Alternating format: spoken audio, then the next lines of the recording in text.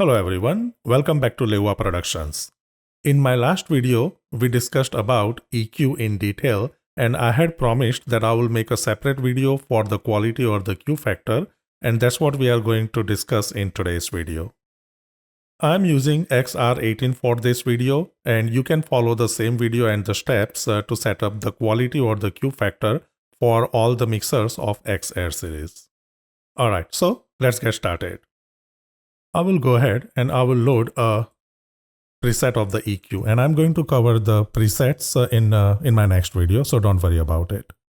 I already explained in my previous video, in the EQ video, that this is the reference line here, the straight line. We can consider it as a zero line, and when you are bringing your frequency band below the zero line, that means you are cutting the frequency, and whenever you are going above the zero line, the band of the frequency, that means you are boosting the frequency.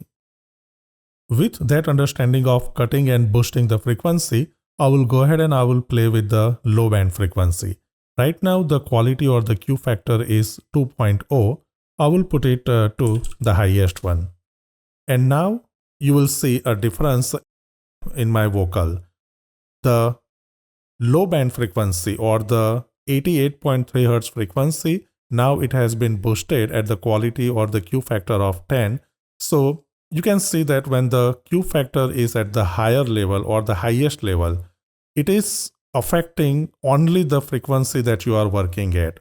And that's what it is focusing on. And if I reduce this value to say 1, you will see that now the change is not only affecting the frequency 88.3, but it's affecting the nearby frequencies as well. So the change is not specifically focused on one particular frequency, but it's affecting the nearby frequencies as well, that is on the left and the right side.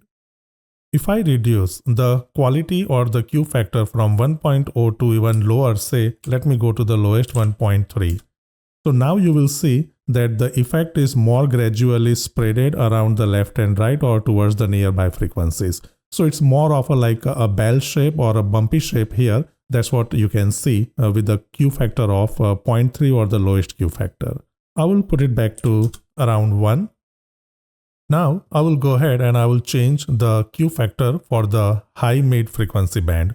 Right now it is set at around 2K or 2000 Hz, and Q factor is 2.0. I will change it to say 0.3, and you will see the difference in my vocal quality. The frequency change or the change in the high mid quality factor, it has affected the nearby frequencies as well. And now if I change it to the highest value, you will see that the effect is specifically only on the 2000 Hz. It is cut by negative 6.5 dB, and you can clearly see the difference of changing the Q factor. Right now it's 10. I will again change it to 0.3. And my vocal quality has been pretty much distorted.